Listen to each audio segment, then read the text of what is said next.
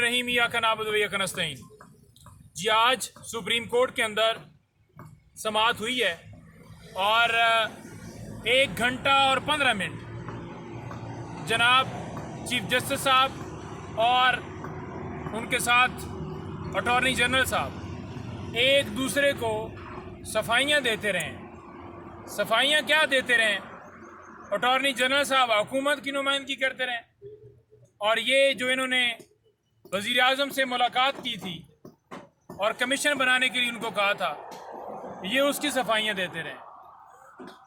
मैं पूरी कौम को, हमारे सोशल मीडिया के तमाम वर्कर्स, यूट्यूबर्स और जितने चैनल्स वाले जितने लोग हैं, उन तमाम को अप्रिशिएट करता हूँ कि उन्होंने आवाज़ उठाई, अदलिया के हक़ में आवाज़ उठाई। तमाम वकला को अप्रिशिएट करता हूँ, तमाम लोगों को मैं करता हूँ कि उन्होंने आवाज़ उठाई और उस आवाज़ की सुनवाई आज चीफ जस्टिस साहब पाकिस्तान ने भी तस्लीम की कि सोशल मीडिया के ऊपर इस तरह की खबरें फैलाई जा रही थी कि कमीशन जो है वो कहीं सुप्रीम कोर्ट ने मामला जो है वो हुकूमत के सामने रख दिया है, तो लिहाजा उन्होंने दलाइल ही 1.25 घंटा खुद बताते रहे लॉ पढ़ के और ये कहते रहे कि आप मुझे समझाएं, बताएं कैसे आपने मुलाकात की, कैसे आप आए। तो 1.25 घंटा यही बात जो है वो कौम के सामने रखी गई।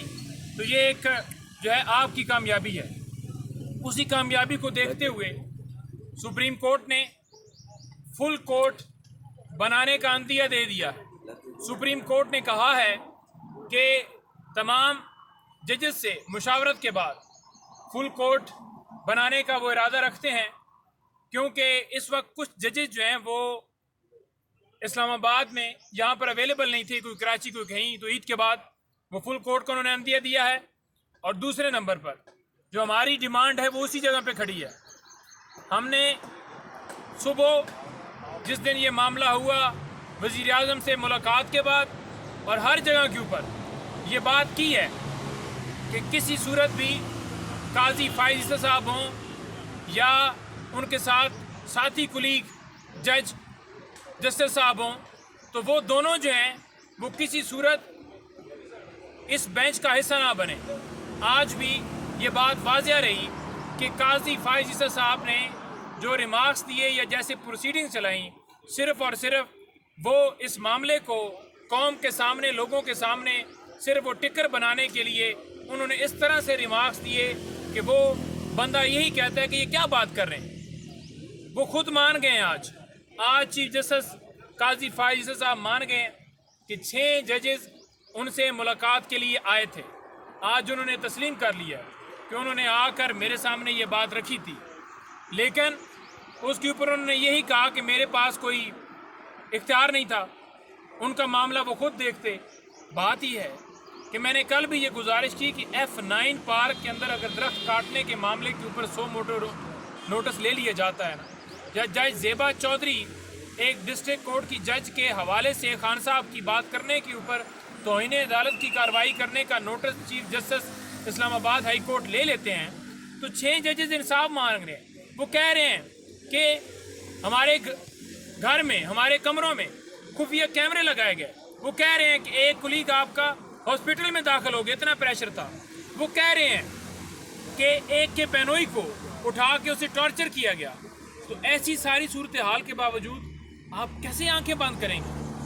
आज साथ जो बैठे हुए थे जजेस, जिसमें अतर मनल्ला साहब को मैं अप्रिशिएट करता हूँ कि उन्होंने फ़ौरन ही ये बात की और उन्होंने कहा कि फंडामेंटल राइट्स की वॉलेशन हुई है और ये जो वॉलेशन है इसके ऊपर कोई आंखें बंद नहीं कर सकता।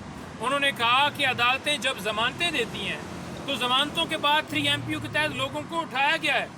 और उन्होंने ये मुखातिब करते हुए अटॉर्नी जनरल साहब को ये बात की, तो अटॉर्नी जनरल साहब के पास कोई जवाब नहीं था, क्योंकि सारा कुछ उन्होंने किया है। तो जो पाकिस्तान तहरीक इंसाफ, इमरान खान साहब के साथ जो केसेस बनाए गए, जो सज़ाएं दी गई, सारी कड़ियाँ मिला रही हैं इस वक्त को कि किस तरह ये सारा मामला फिक्स मैच किया गया और मुदाखलत की गई। आज हमने ये मुतालबा रखा है कि उन लोगों को, उन एजेंसी के एहलकारों को बुलाया जाए, सुप्रीम कोर्ट के अंदर उन्हें पेश किया जाए, उनसे सवालात जवाबात जो हैं किए जाएं और उनके खिलाफ कार्रवाई की जाए। दूसरी तरफ آپ نے دیکھا کہ آج اطہر من اللہ صاحب نے یہ کہا ہے کورٹ کے اندر. انہوں نے کیا کہا ہے؟ انہوں نے کہا ہے کہ 75 ایئر سے یہ معاملات یوں ہی ہوتے رہے ہیں. اور اس کے ساتھ ساتھ آپ ان لوگوں کے بھی بیان دیکھیں, نواز شریف ہوں, شہباز ہوں یا پیپلز پارٹی کے رہنما ہوں, آپ ان کے بیانات دیکھیں. آپ ان کے بیانات سے اندازہ لگائیں کہ جب وہ کوئی کیس اس طرح کا کہ میرٹ کے اوپر قانونی طور پر کارروائی ہوتی تھی تو اس وقت فوراً یہ آ کے پریس کانفرنس کرتے تھے اور کہتے تھے کہ عدلیہ کو ایجنسیاں پریشرائز کر رہی ہیں. آج وہ کدھر ہیں؟ آج کیونکہ اس کے بینیفیشری ہیں, آج ان کو سہولت دی ہوئی ہے. ایک قاتل کو اگر آپ کہیں گے کہ اپنے قتل کا فیصلہ تم خود سناؤ جو تم نے قتل کیا ہے, تو کیا وہ انصاف دے گا؟ کسی صورت نہیں دے گا. تو کس روح سے اس وزیر اعظم, سو کالڈ وزیر اعظم کو بلایا گیا؟ آج بھی کہہ رہے ہیں جی کہ قاضی فائز صاحب نے یہ خواہش کی کہ وہ ان سے ملنے کے لیے آئیں. کیوں خواہش کی بھائی؟ کس نے کہا خواہش کریں؟ جب پہلی دفعہ معاملہ اسلام آباد ہائی کورٹ میں چیف جسٹس عامر فاروق کے پاس گیا تھا, اس وقت بھی ان کو چاہیے تھا کہ اپنے بھائیوں کو انصاف دیتے, تو انہیں عدالت کی کارروائی کو کرتے. اب معاملہ سپریم جوڈیشل کونسل میں لیٹر بھجوایا گیا, جس کے اوپر کہہ رہے ہیں کہ یہ سپریم جوڈیشل کونسل میں آیا ہے, 184 کی اس جوڈیشن میں نہیں معاملہ آتا. بات یہ ہے کہ آپ چھوٹی چھوٹی باتوں کے اوپر آپ 100 موٹو لے سکتے ہیں. آپ چھوٹی چھوٹی باتوں کے اوپر رات کو 12 بجے عدالتیں کھول سکتے ہیں. تو آپ کے ججز, آپ کے کولیگ انصاف مانگ رہے ہیں. آج ایک حیران کن اور ایک بات تھی, وہ کہہ رہے تھے کہ میرے پاس کوئی شکایت ہی نہیں آئی, نہ کسی سول کورٹ سے, نہ کوئی ہائی کورٹ سے, نہ کسی جگہ سے میرے پاس کوئی شکایت نہیں ہے. تو شکایت اور کیا ہوتی ہے؟ ججز آپ کو آ کر مل رہے ہیں, آپ سے ریکویسٹ کر رہے ہیں کہ اس کے اوپر معاملے کو دیکھا جائے. دوسرے نمبر پر آج سائفر کیس کی سماعت ہے.